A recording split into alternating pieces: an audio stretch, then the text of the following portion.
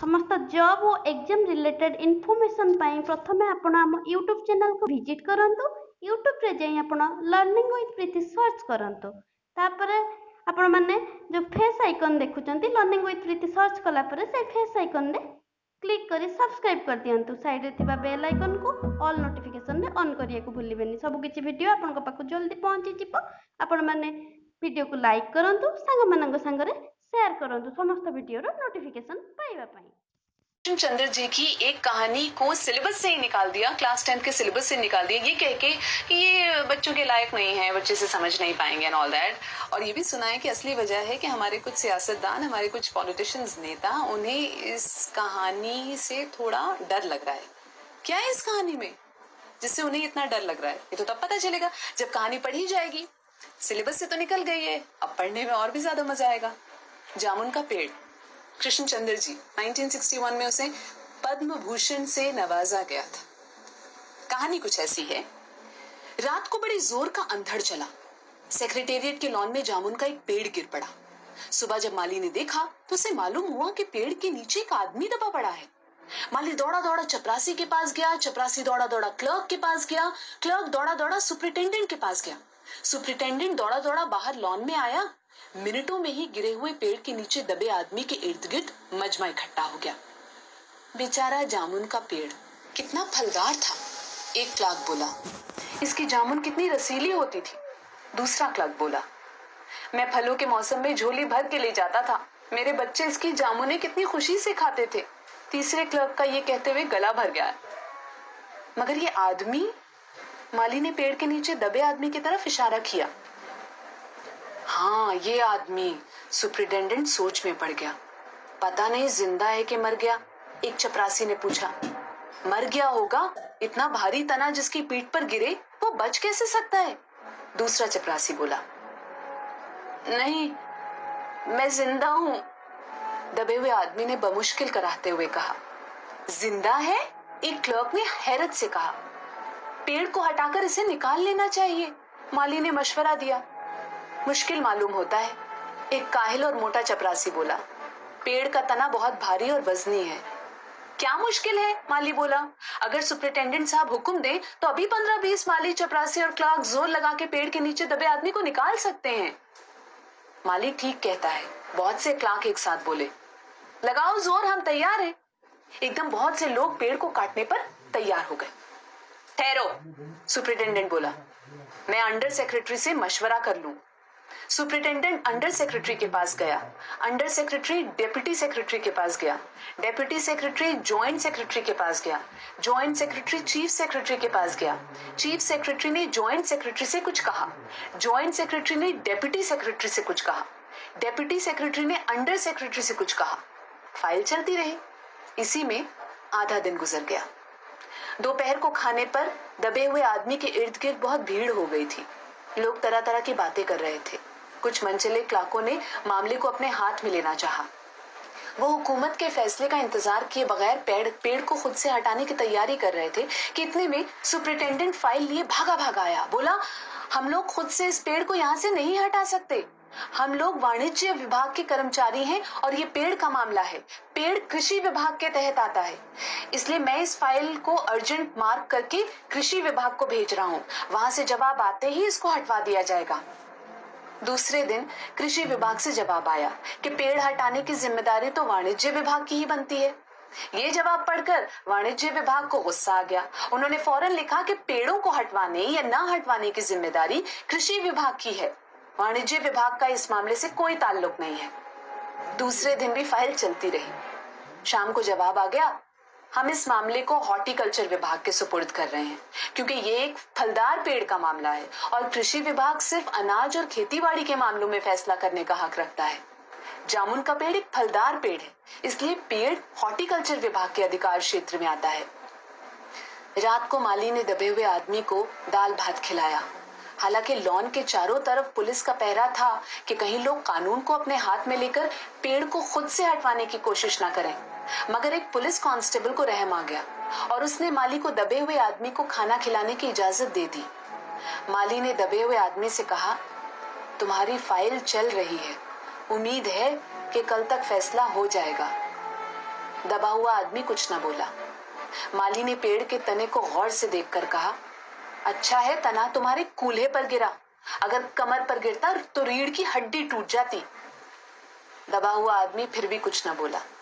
माली ने फिर कहा, तुम्हारा यहाँ कोई वारिस हो तो मुझे उसका अता पता बताओ, मैं उसे खबर देने की कोशिश करूंगा। मैं लावारिस हूं, दबे हुए आदमी ने बड़ी मुश्किल से कहा। माली अफसोस जाहिर करता हुआ वहां से हट गया। तीसरे दिन हॉर्टिकल्चर विभाग से जवाब आ गया।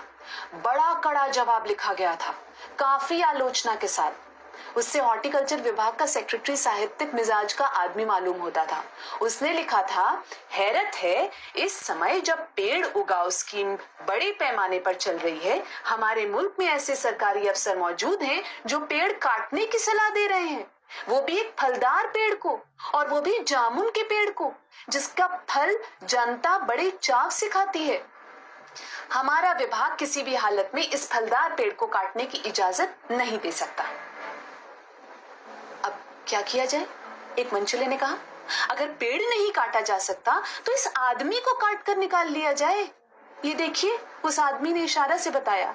अगर इस आदमी को बीच में से यानी धड़ की जगह से काटा जाए तो आधा आदमी इधर से निकल आएगा और आधा आदमी उधर से बाहर आ जाएगा, और पेड़ भी वहीं का वहीं रहेगा। मगर इस तरह से तो मैं मर जाऊंगा, दबे हुए आदमी ने एतराज किया। ये भी ठीक कहता है, एक क्लर्क बोला। आदमी को काटने का नायाब तरीका पेश करने वालों ने एक पुख्ता दलील पेश की। आप जानते नहीं, आजकल प्लास्टिक सर्जरी के जरिए धड़ की जगह से इस आदमी को फिर से जोड़ा जा सकता है। अब फाइल को मेडिकल डिपार्टमेंट में भेज दिया गया। मेडिकल डिपार्टमेंट ने फौरन इस पर एक्शन लिया, और जिस दिन फाइल मिली उसने उसी दिन विभाग के उस सबसे काबिल प्लास्टिक सर्जन को जांच के लिए मौके पर भेज दिया।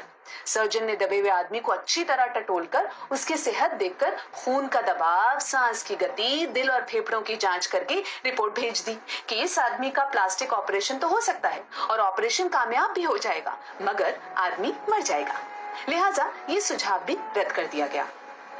रात को माली ने दबे हुए आदमी के मुंह में खिचड़ी डालते हुए उससे बताया, अब मामला ऊपर चला गया है। सुना है कि सेक्रेटेरिएट के सारे सेक्रेटरियों की मीटिंग होगी, उसमें तुम्हारा केस रखा जाएगा। उम्मीद है सब काम ठीक हो जाएगा।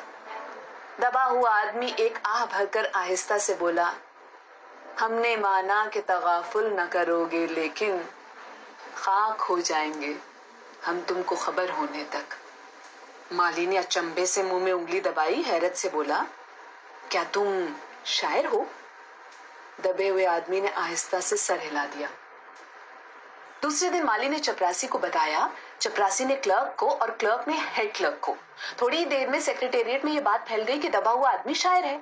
बस फिर क्या था, लोग बड़ी संख्या में शायर को देखने के लिए आने लगे। इसकी खबर शहर में फैल गई और शाम तक मोहल्ले मोहल्ले से शायर जमा होने शुरू हो गए। सेक्रेटेरिएट का लॉन भांति भांति के शायरों से भर गया। सेक्रेटेरिएट के कई क्लर्क और अंडर सेक्रेटरी तक, जिन्हें अदब और शायर से लगाव था, रुक गए। कुछ शायर दबे हुए आदमी को अपनी गजलें सुनाने लगे। कई क्लर्क अपनी गजलों पर उनसे सलाह मशवरा मांगने लगे। जब ये पता चला कि दबा हुआ आदमी शायर है तो सेक्रेटेरिएट की सब कमेटी ने फैसला किया कि चूंकि दबा हुआ आदमी एक शायर है, लिहाजा इस फाइल का ताल्लुक ना तो कृषि विभाग से है और ना ही हॉर्टिकल्चर विभाग से, बल्कि सिर्फ संस्कृति विभाग से है। अब संस्कृति विभाग से गुजारिश की गई कि वो जल्द से जल्द इस मामले में फैसला करें और इस बदनसीब शायर को इस पेड़ के नीचे से रिहाई दिलवाई जाए। फाइल संस्कृत विभाग के अलग अलग सेक्शन में होती हुई साहित्य अकादमी के सचिव के पास पहुंची। बेचारा सचिव उसी वक्त अपनी गाड़ी में सवार होकर सेक्रेटेरिएट पहुंचा और दबे हुए आदमी से इंटरव्यू लेने लगा। तुम शायर हो? उसने पूछा। जी हाँ, दबे हुए आदमी ने जवाब दिया। क्या तखल्लुस रखते हो? अवस। अवस? सचिव जोर से चीखा, क्या तुम वही हो जिसका मजमुआए कलामे अक्स के फूल हाल ही में प्रकाशित हुआ है? दबे हुए शायर ने इस बात पर सिर हिलाया। क्या तुम हमारी अकादमी के मेंबर हो? सचिव ने पूछा। नहीं। हैरत है, सचिव जोर से चीखा, इतना बड़ा शायर, अवस के फूल का लेखक और हमारी अकादमी का मेंबर नहीं? उफ उफ, कैसी गलती हो गई हमसे। कितना बड़ा शायर और कैसे गुमनामी के अंधेरे में दबा पड़ा है। गुमनामी के अंधेरे में नहीं, बल्कि एक पेड़ के नीचे दबा हुआ। भगवान के लिए मुझे इस पेड़ के नीचे से निकालिए। अभी बंदोबस्त करता हूँ, सचिव फौरन बोला और फौरन जाकर उसने अपने विभाग से रिपोर्ट पेश की। दूसरे दिन सचिव भागा भागा शायर के पास आया और बोला, मुबारक हो, मिठाई खिलाओ, हमारी सरकारी अकादमी ने तुम्हें अपनी साहित्य समिति का सदस्य चुन लिया है। ये लो ऑर्डर की कॉपी। अरे मुझे मगर इस पेड़ के नीचे से तो निकालो, दबे हुए आदमी ने कर्राह कर कहा।